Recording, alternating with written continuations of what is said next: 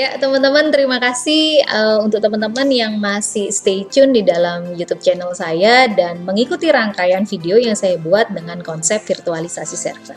Jadi di video yang sebelumnya kita sudah membahas mengenai salah satu akses dari remote access server dengan menggunakan telnet server. Maka di video kali ini kita akan membahas mengenai konsep dari remote access server yang kedua, yaitu dengan menggunakan SSH server atau Secure Shell Server.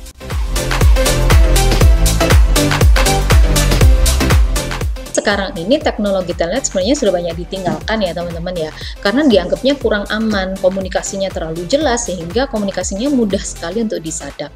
Nah, karena itu sekarang orang lebih banyak beralih ke komunikasi lewat SSH server atau kepanjangannya dari Secure Shell Server.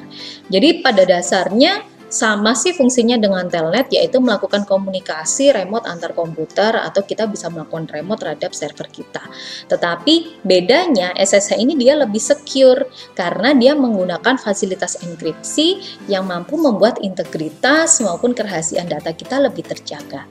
Jadi SSH ini sudah menggunakan kunci public, model-model kriptografi dengan menggunakan public key sehingga adanya autentikasi komputer remote dan mengizinkan komputer untuk meremote jika ada autentikasi user. Nah, maka selanjutnya saya akan membahas mengenai konsep dari SSH server, mulai dari instalasi, konfigurasi, sampai juga sama seperti telnet tadi, juga bagaimana caranya untuk mengubah port defaultnya supaya kita tidak mudah diserang oleh pihak-pihak yang tidak bertanggung jawab.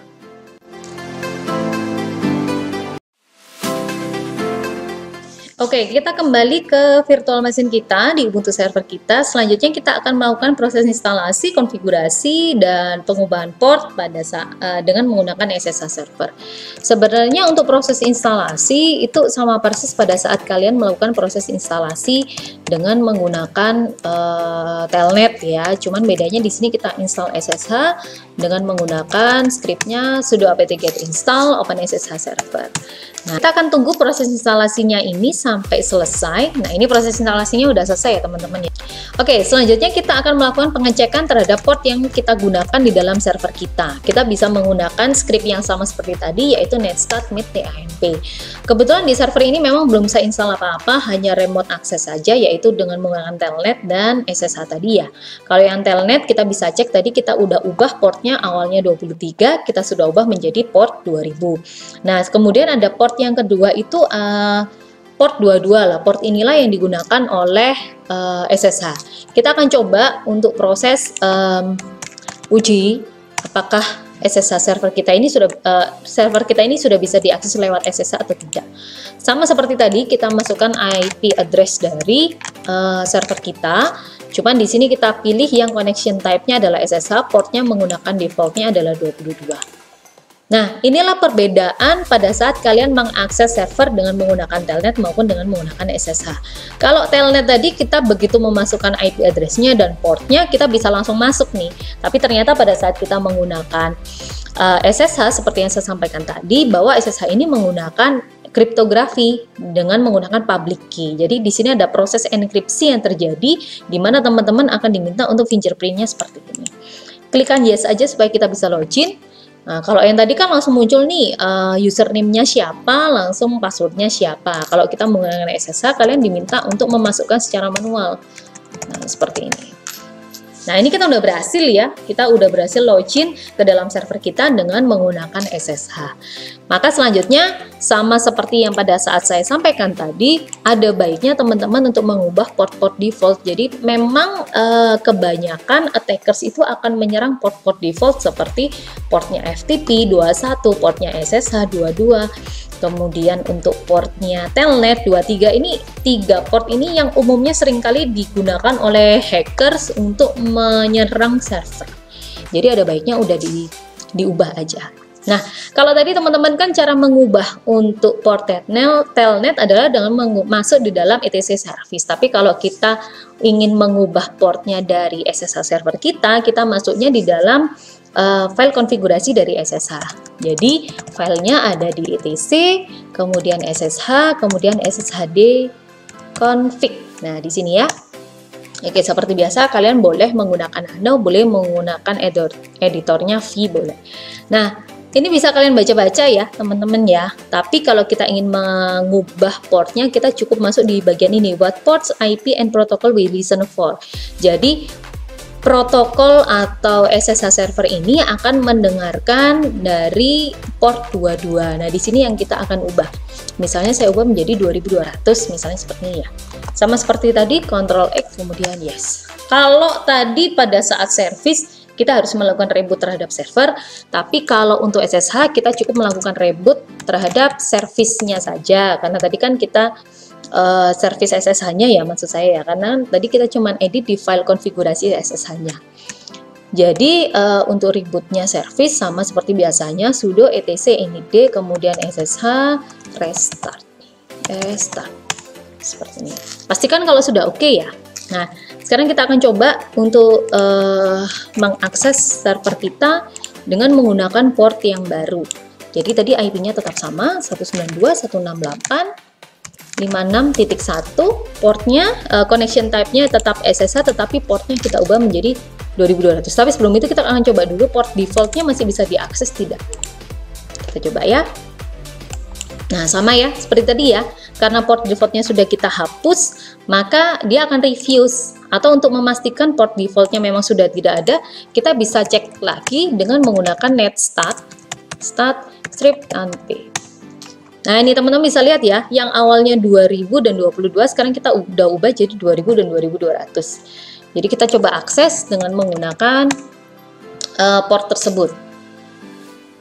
Jadi IP address-nya masih sama, 192.168.56.10, kemudian portnya kita ubah jadi 2200. Oke, sama seperti tadi ya, karena SSH dia akan tetap melakukan klarifikasi dalam bentuk enkripsi seperti ini. Jadi Francisca. Oke, sudah berhasil login. Nah, kalau tadi kita udah berhasil melakukan proses remote dengan menggunakan putih, maka sekarang saya akan memberikan satu contoh aplikasi pihak ketiga yang biasanya digunakan untuk remote access server juga. Namanya adalah MobaXterm. Ya, MobaXterm sendiri kalian bisa download secara gratis di internet ya. Jadi ini memang free, sama seperti putih dia free. Kita akan coba melakukan remote konfigurasi dengan menggunakan MobaXterm. Jadi kalau saya sendiri, saya lebih suka menggunakan MobaXterm sih dibandingkan dengan menggunakan putih.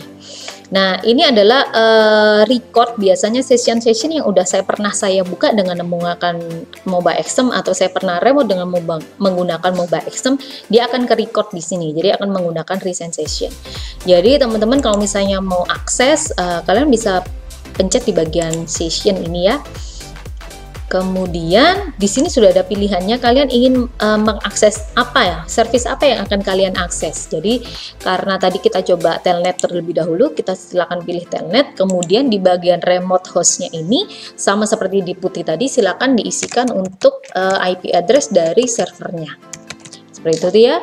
Kemudian untuk username-nya kita menggunakan username dan password, username dari server kita.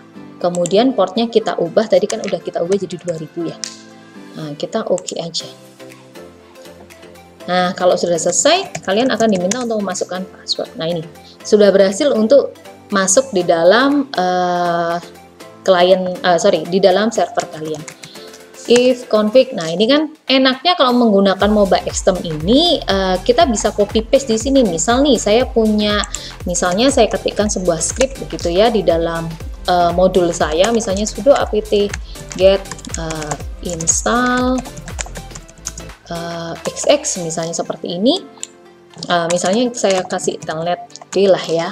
Nah, ini misalnya saya copy, kemudian saya letakkan di sini, saya klik kanan, tinggal saya paste saja. Nah, Francisca. Nah, seperti ini. Enaknya kalau menggunakan dengan menggunakan MobaXterm ini, saya bisa melakukan copy paste. Nah, atau misalnya saya melakukan edit di dalam sudo etc service, misalnya saya mau copy bagian-bagian ini ke dalam modul saya, misalnya ini tinggal saya drag saja, kemudian saya klik kanan, saya copy, kemudian saya masukkan di dalam sini misalnya. Nah, ini sudah bisa tercopy semuanya. Jadi itu enaknya kalau kita misalnya ingin butuh misalnya kalian butuh untuk melakukan copy paste dari script yang udah kalian buat di server kalian untuk backup kalian misalnya seperti itu, lebih nyaman pada saat kalian menggunakan aplikasi pihak ketiga seperti Moba Xcom seperti ini. Kalau di putih itu nggak bisa, kalian harus kalau di server asli nggak bisa langsung copy paste, nggak bisa. Kalau di putih kita coba ya, sudo nano etc service run system, kita coba. Yes, nah ini bisa di drag and drop nggak? Copy. Nah ini nggak enaknya nih, kalau misalnya kita klik kanan dia udah nggak bisa. Jadi misalnya Ctrl C begini nggak bisa juga. Jadi di drag bisa tetapi nggak bisa copy paste juga. Nah kalau kita menggunakan Moba Xcom kita bisa copy paste. Makanya saya sih lebih suka menggunakan Moba Xcom dibandingkan menggunakan putih. Nah, hal yang sama juga bisa kita kerjakan misalnya kita ingin mengakses server kita dengan menggunakan SSH. Tadi kan kita menggunakan telnet nih. Nah, kita menggunakan SSH sama sih. Kita juga tinggal masukkan 192.168.56.10 adalah IP server kita. Kemudian kita specify username-nya, dicentang dulu. Kemudian masukkan username-nya dan portnya tinggal kalian masukkan. Kalau tadi kan kita ubah jadi 2200 ya. Nah, dia juga sama. Nah, ini karena saya tadi sudah login dengan menggunakan telnet, maka dia akan ke-record password kita di dalam Moba Xcom-nya. Jadi kalian sudah nggak diminta password lagi. Jadi seperti itu proses remote access dengan menggunakan aplikasi pihak ketiga dengan Moba Xcom. Tapi yang perlu diingat, teman-teman sudah harus install terlebih dahulu service dari remote access-nya, entah itu telnet, entah itu SSH, baru kita bisa mengakses dengan menggunakan Moba Xcom. Oke, jadi seperti itu ya teman-teman. Kalian sudah mendengarkan bagaimana penjelasan saya mulai dari proses instalasi, konfigurasi, sampai pengubahan port default dari remote access server. Jadi kalau yang tadi boleh saya remind aja, untuk port default dari telnet dengan menggunakan 23, sementara untuk port defaultnya dari SSH 22.